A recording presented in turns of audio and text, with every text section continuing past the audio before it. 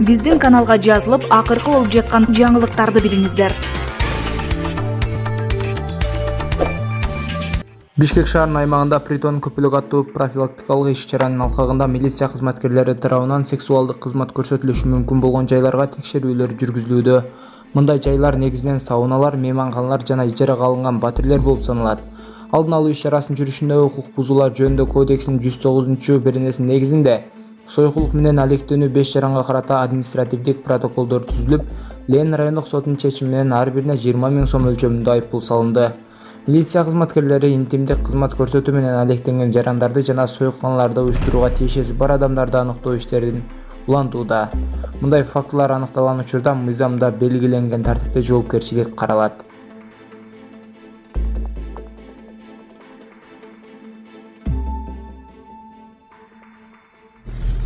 Саламатсыздарбы?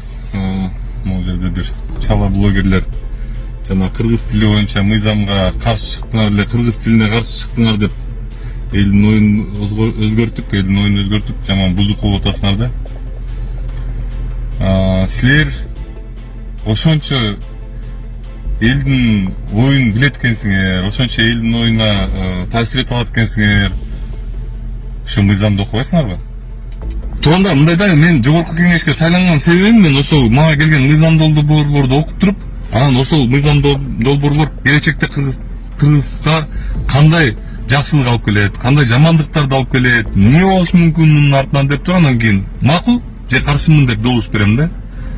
Мен ал мыйзам долбоорунун атына жараша добуш бербейм. Атына кыргыз тилин өнүктүрүү деп эле атын жазып койсо эле болду, мен макулмун деп эле добуш бере беришим керекпин силерге. Силер аны менден жакшы билесиңер, мени жамандап чыгып аткандарчы. Силер аны менден жакшы билесиңер, айтып добуш бербейт экен. Ассаламу алейкум, кыргыз элим. Аты жөнүм Алимов Дастанбек, 1999 жыл төрөлгөнмүн. Тükөстүнө ломкүст оорусу менен төрөлгөнмүн. Анан азыркы учурда сколиоз менде 4-степенге келип калды. Дем алышым кыйындап, ички органдарым кысып, санчкылап, грудная клетка уже көрүп атасыңар, ушул жерге чейин көтөрүлүп кетти. Арткы жагым видеодо көрсөтөбүз. Азыр ошого ичине мага акча керек болуп атат. Чет өлкөгө барганга Индия, Турцияларда 45 000, 50 000 деп атат сумманы. Азыр Египетте мен көрүп атам, Германия, Египет жакшы болуп атат экен. Ошол жактардан мен клиникаларды онлайн издедим. Ал жактарды сүйлөшүп көрбөдүм, бирок отзывдарын көрдүм, алар кымбатыраак айтып калышы ыктымал. Ошондуктан мага кичине жардам берип коюшуңарды суранам, кыргыз элим. Силердин 100 сомуңар менин өмүрүмдү сактап калышы мүмкүн да. Силердин 1 литр бензиниңер же магазинден алып иче турган суусундугуңардын акчасы бир эле мени өмүрүмдү сактап калышы мүмкүн. Аллах таалам үчүн жардам берип коесуңар деп суранам. Банк номерим 51 менен 191430 деп Дастанбек А деп чыгат. Сбербанк карталар видеонун астында жазылган болот. Сбербанк картамдагы жазсаңыздар Дастанбек А деп чыгат. Бирок ошого карабастан менин атыман жамандап мени өзүңөрдү мындай бийигирээк көтөргүңөр келип атат да. Уят силергечи. Кыргыз эл, мен бир нерсени айтып кетейин. Мыйзам долбоорунун аты бир болушу мүмкүн. Бирок астында таптакыр башка нерселер жазылышы мүмкүн. Биз ошону жогорку кеңештин депутаттары ошону ойлонуп туруп, эл өкүлдөрү. Биз эл өкүлүбүз. Мен эл өкүлүм. Эмнеге мен эл өкүлүм? Анткени мен ошону окуп, анализдеп, келечекте бул кандай оорлуктарды кыргыз элине алып келет экен? Кандай нерселер болушу мүмкүн экен деп туруп анан добушумду берем да. Ошон үчүн байкелериме жана кыргыздардын патриотторуна укмуш патриотсуңарбы айланайын, мындай комментарийде эмес, мындай видеодо эмес, мындай чын жүрөктөн патриот болгочу. Хотя бы көчөгө мусор ырытпагачы, таштанды таштабагачы көчөгө. Мен кыргыз уумун. Мен кыргыз эл үчүн башымды коюп койгом, коюп да коем алдыда. Керек болгон маалда келечекте. Мен жогорку кеңештин депутатымын. Мен эртеңки күнү бүт кылып аткан нерселериме жооп берем. Жана ошол берип аткан добушума да жооп берем. Кыргыз тилине Кыргыздын уулу каршы чыкпайт. Бул кыргыз тили боюнча мыйзам. Ал жерде бир 2-3 эле жери болду бизге жакпаган, мага жакпаган конкретно. Ошону алып койгула деп атам, макул добуш берем деп атам.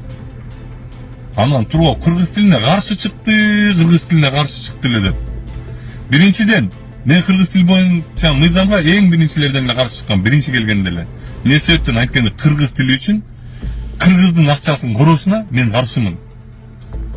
Ошондой эле патриотсуңарбы? Ошондой эле кыргыз тилин колдойсуңарбы? Бала чакаңардан телефонду алып койгула. Көрсөтпөгүлө. Орусча мультфильмдер көрсөтпөгүлө, орусча кинолорду көрсөтпөгүлө. Силер ойлойсуңар да андай мүмкүн эмес деп, туурабы? Германия. Мен Германияга барып келгем. Германияда кичинекей балдарга телефон бербейт. Таптакыр бербейт. Элестеттиңби? Аякта мурункудай эле биздин кичинекей кезибизде эле балдар көчөдө ойноп жүрүшөт.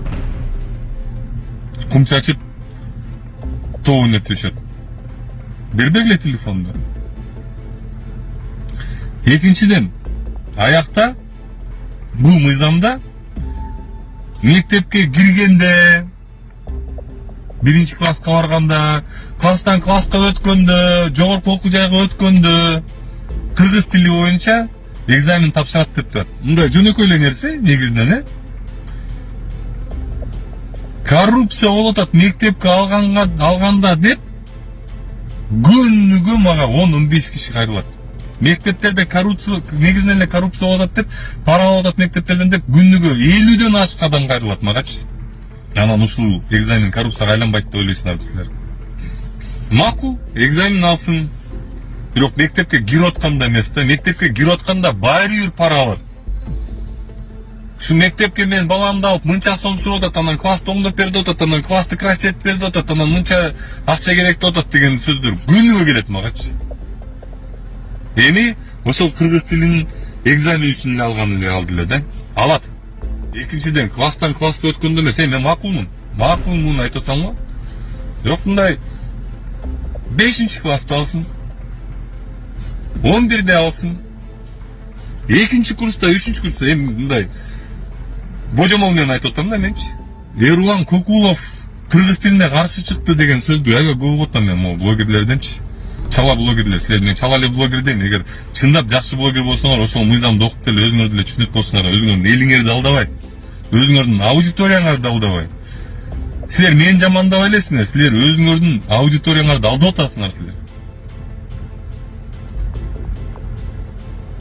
Кыргыз тилине каршы чыккан кыргыз уулунан Кудай сактасын. Жана силердей блогер, журналист терден дагы Кудай сактасын. Мен айткан жокмун кыргыз тилине каршымын деп. Мен айтып атам, макул добушун берем деп атам, мен добуш берем деп атам, бирок могул мектептерден экзамен алам дегенге токтоткула деп атам мен. Анткени бул коррупцияга айланат. Мен билем муну коррупцияга айланат экенчи. Мен күнүгө коррупция менен ушул жерде күрөшөм. Кантип мен билбей калайын мунун коррупцияга айланат экенин.